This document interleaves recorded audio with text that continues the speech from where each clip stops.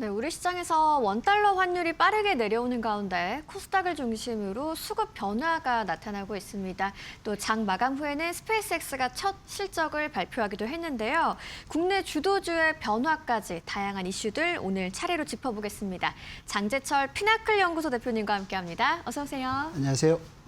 네, 먼저 스페이스X 장 마감 후에 첫 실적을 발표했습니다. 이번 실적에서 확인된 좀 핵심 내용부터 한번 짚어주시겠어요? 네, 아무래도 제일 중요한 거는 매출이 얼마큼 늘어났느냐에 네. 대한 얘기니까 좀 중요할 것 같은데요. 지금 발표된 거로 보면은 2분기에 매출이 약 78억 달러 정도 네. 되고 있고, 이것은 예상 매출액을 상회하는 그런 그렇죠. 상황이고, 1분기 때 매출이 한 47억 달러였잖아요. 그래서 상당히 큰 매출의 증가를 보여준 건데, 사실 실적 나오고 난 다음에 주가는 빠지고 있잖아요. 네. 근데 이 스페이스X도 다른 AI 아니면 하이퍼스케일러와 마찬가지로 영업 실적이나 뭐 여러 가지 그 숫자들이 좋음에도 불구하고 중요한 것은 어떤 부분에서의 그 영업이익이 창출되고 있거나 아니면 전반적으로 자본 지출의 어떤 추세가 어떤가 이게 네. 중요한데 똑같은 부분으로 이제 우리가 스페이스X를 볼 때는 유일하게 여러 가지 비즈니스 분야가 있는데 스타링크 부분에서만 이익이 나고 있고 나머지 부분에서는 지금 다 네. 적자를 보고 있잖아요. 그리고 더 중요한 것은 자본 지출이 계속 증가하고 있다는 점입니다. 네. 그래서 이런 것이 향후에 스페이스X의 수익성에 이제 영향을 미치지 않을까 이렇게 지금 보고 있는 상황이죠. 네. 네. 알겠습니다. 네. 자, 정리를 해보면 이제 2분기 매출이 시장의 예상치를 웃돌았습니다만 뭐 대규모 AI 투자 영향이 있다 보니까 주당 순이익 부분은 좀 아슬아슬하게 손실을 기록을 했고 성장성과 투자 부담을 좀 동시에 확인할 수 있었던 실적이 아닌가 싶습니다. 일단 말씀하신 것처럼 시외 거래에서 주가가 하락을 하고 있지만 뭐 앞으로 좀 주가 흐름 어떻게 예상을 하시는지 또 뭐 AI와 우주 산업의 투심에 어떤 영향을 미칠 거라고 보시는지 궁금하네요. 예, 아무래도 기대는 굉장히 높았지만은 네. 실적이 지금 굉장히 이제 받쳐주지 못하는 상황이잖아요. 왜냐하면 스타링크 부분의 이익을 제어한 부분에서는 지금 계속 손실이 나고 있는 상황이고, 앞에서 잠깐 말씀드렸지만은 전반적인 자본 지출이 180억 달러 중에서 AI 관련된 부분이 150억 달러 정도 되잖아요. 네. 그리고 거기서 계속 영업이익을 ဃ갉아먹는 상황이기 때문에 어떻게 보면 지금 이게 AI 산업이냐 아니면 스페이스 산업이냐, 결국은 스페이스 산업의 궁극적인 목표라고 보면 우주 공간에다 데이터 센터를 갖다 설치하는 건데, 이 부분 또한 어떻게 보면 우리가 보통 알고 있는 AI 관련된 하이퍼스케일러들의 문제점을 그냥 가지고 있는 거 아니냐. 그래서 네. 좀 지켜봐야 되는 그런 부분이라고 봅니다. 그래서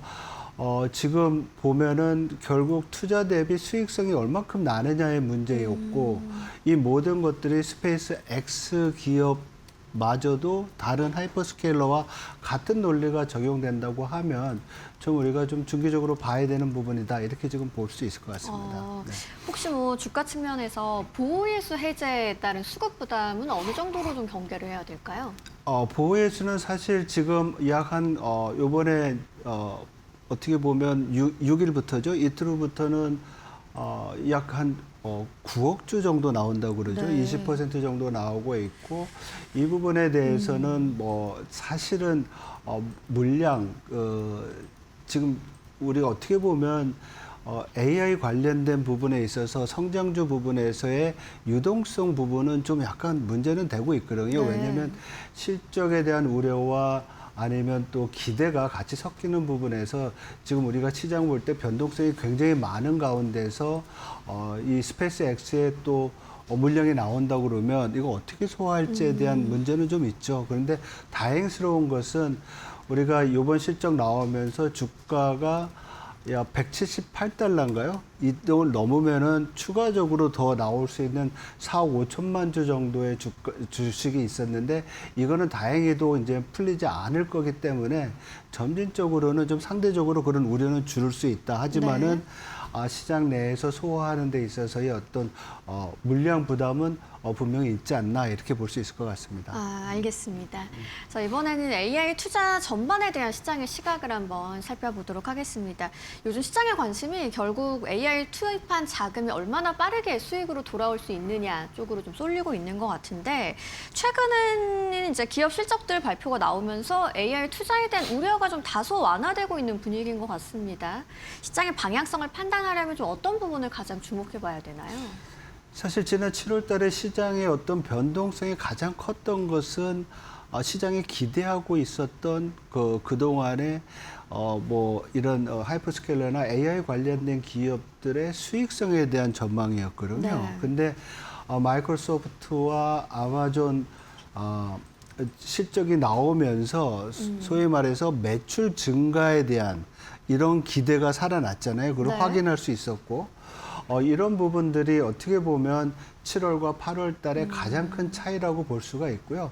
사실 어제 미국장에서도 보면 그거에 근거해서 반도체 관련된 주식 굉장히 많이 올랐잖아요. 네네. 근데 AMD랑 또 스페이스 X가 이제 실적 발표하면서 좀 빠진 부분은 있지만은 어떻게 보면 그동안의 우려들을 이제 숫자로 좀 확인하는 단계에 와 있다. 그래서 시장의 분위기는 7월과 8월 달은 좀 다르지 않을까 이렇게 좀 생각을 합니다. 물론 말씀드린 대로 아직까지 수익성에 대한 우려가 완전히 가시지 않은 네. 거고, 그리고 기업들의 자본적 지출, KPX에 대한 지출들이 사실 계속 늘어나고 있습니다. 이런 부분은 계속해서 매출 증가로 늘어나는 부분, 소위 말해서 클라우드 컴퓨팅에 있어서의 매출 증가로 일어나는 부분을 다시 한번 체크하게 되는 그런 과정을 계속 겪을 것 같아요. 아, 알겠습니다.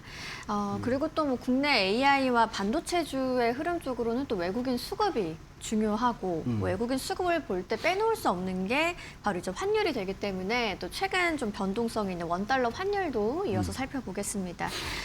미국과 일본의 엔화 약세 공동 대응 그리고 외화 유입 속에서 원달러 환율이 좀 빠르게 하락을 하고 있는데, 최근 흐름을 좀 어떻게 해석하고 계신가요?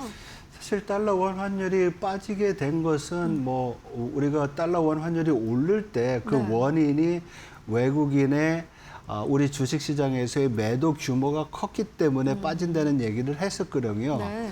원화가 약세가 됐다는 걸. 근데 최근에 보면 외국인의 매도 규모가 많이 줄었습니다. 그래서 뭐 5월, 6월 달에 약 한 40조 정도 됐던 것이 지금 7월 달에 10조 정도로 줄었고요. 그리고 8월 달 들어서도 그 규모가 많이 줄고 또 순매수로 돌아서는 부분들이 있기 때문에 네.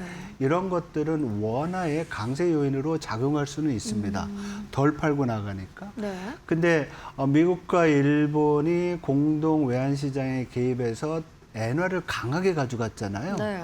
그렇게 되면 달러에 어떻게 보면 엔화가 약세가 되니까 달러가 상대적으로 엔화가 강세가 되니까 달러가 상대적으로 약세가 될 수 있잖아요. 그러면 달러 원 환율이 더 내려올 수 있는데 사실 이런 엔화의 움직임이나 달러 자체의 움직임보다도 외환 시장에서는 또 뭐 국제 간의 금리 차례든지 또 여러 가지 요인들이 있어서 달러 원 환율은 지금 1,400원 중간대에서 좀 머물러 있지 않을까 이런 생각을 합니다.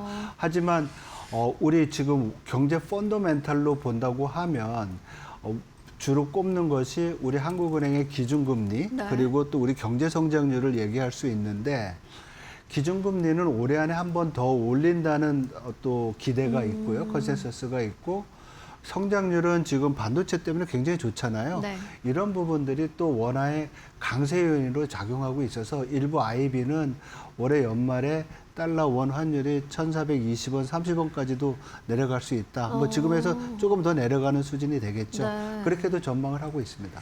네, 알겠습니다. 참 또 이 환율의 방향을 좌우할 핵심 변수 가운데 하나라고 한다면 미국의 경기와 통화 정책이 당연히 꼽힐 텐데, 간밤에 이제 뉴욕 증시가 크게 올랐습니다. 그 가운데 저 고용 지표도 졸트 구인이직 보고서 발표가 됐는데요. 시장 마감 흐름은 좀 어떻게 보셨는지, 또 움직인 주요 특징까지도 한번 짚어주시겠어요? 예, 지금 뭐 고용 지표가 이제 나오기 시작했죠. 오늘 네. 졸트 보고서가 나오고 그 다음에 금요일 날에 비농업 부분의 취업자 수가 이제 나오게 되는데, 네. 사실 어제 나온 ISM 그 제조업 지수에 보면 고용 지표가 굉장히 좋게 나왔어요.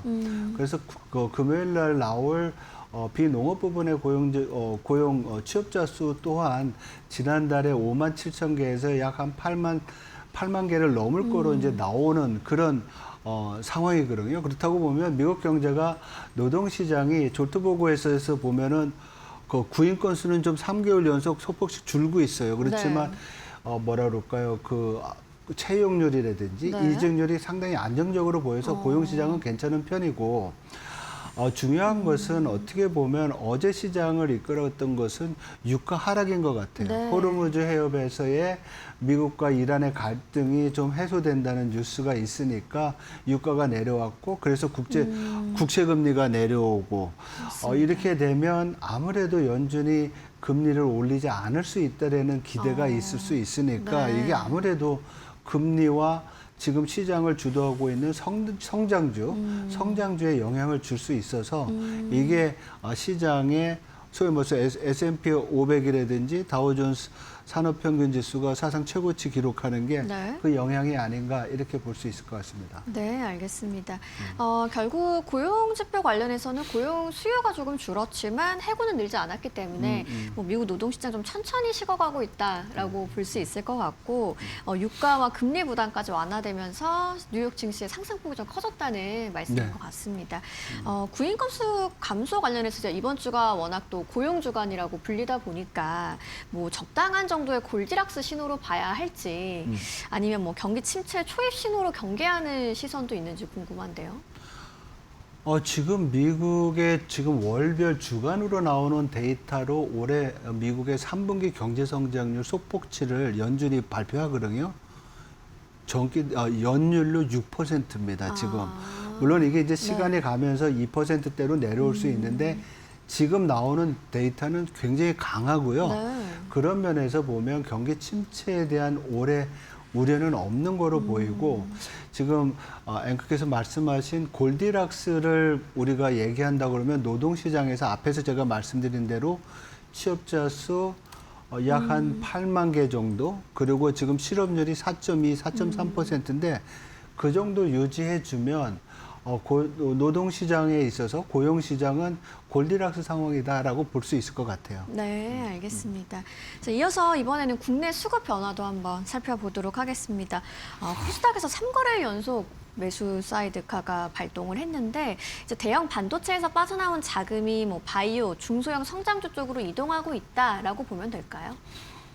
좀 두고 봐야 될 것 같아요. 그것도 지금 보면 네. 여러 가지 있습니다. 이게 순환매다 아니면 기조적으로 어떻게 보면 주도주가 바뀌는 것이다 이런 얘기가 있는데, 사실 어제 오늘이나 아니면 지난 7월 말서부터 보면 또 제도적인 변화가 있었잖아요. 네. 그 레버리지, 단일 레버리지에 대한 규제가 강화가 되면서 이 어떻게 보면 그 자금들이 코스피에서 코스닥으로 넘어오는 그런 부분들이 있어서 좀 우리가 좀 두고 봐야 되는 그런 네. 상황이라고 봅니다. 네, 뭐 성장주로 자금이 확산되는 모습이 있긴 했지만 뭐 수급이 계속 이어지는지는 좀 확인을 해야 된다는 말씀이시고, 사이드카 자체만으로는 뭐 자금 이동의 지속성을 단정하기는 어렵겠네요.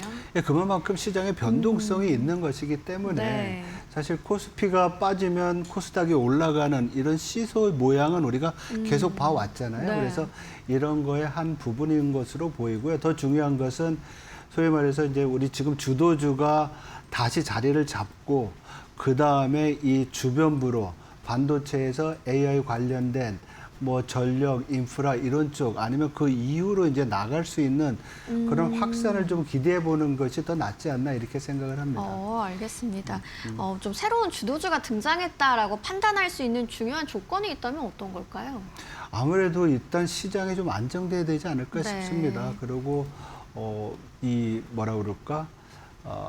어닝이나 이런 것들, 어닝 시즌이 끝나고 난 다음에 우리가 실질적으로 어떤 부분에서의 그 이익이 분명히 나타나는지를 확인할 필요도 있을 것 같아요. 네, 알겠습니다.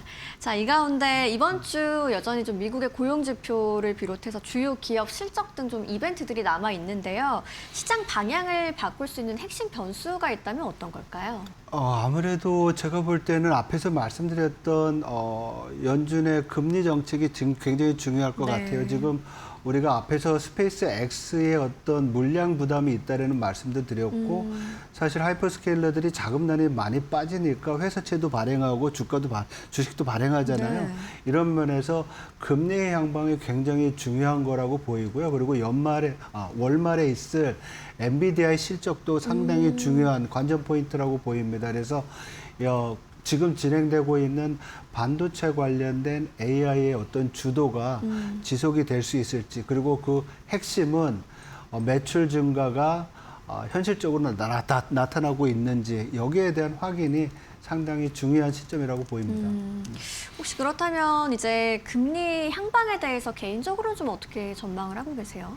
예, 지금 연준도 올해 금리를 한 번 정도 더 올리지 않을까 이런 생각을 하고 있습니다. 그래서 네. 기본적으로는 케빈 워시 새로운 의장이 좀 비둘기파적이다, 아니면 생산성을 중요한다 이렇게 얘기를 하고 있지만은 여전히 지금 물가 수준 자체는 연준의 목표 수준 2%를 상회하고 있거든요. 그런 면에서, 그리고 앞에서 말씀드린 대로 노동시장이 지금 골디락스 상황이라고 하면 경기 침체를 우려하는 그런 상황은 아니거든요. 그래서 제가 볼 때는 이러한 어떤 경기가 양호한 가운데서 물가 상승 압력이 있기 때문에 적어도 한 번 정도의 금리 인상은 있지 않을까 이렇게 보이고요. 이런 부분이 어떻게 보면 이번 하반기 때 시장에서의 하나의 관전 포인트 중에 하나다 이렇게 볼 수 있습니다. 네, 알겠습니다. 기업 실적이 시장의 기대를 뒷받침해주고 있고 환율도 우호적인 방향으로 움직이고 있습니다. 이번 주 고용 보고서 또 기업들 추가 실적 발표가 중요하게 남아있는 만큼 변동성에는 좀 계속 대비를 할 필요가 있겠습니다. 오늘 장재철 피나클 연구소 대표님과 함께했습니다. 오늘 좋은 말씀 고맙습니다. 고맙습니다.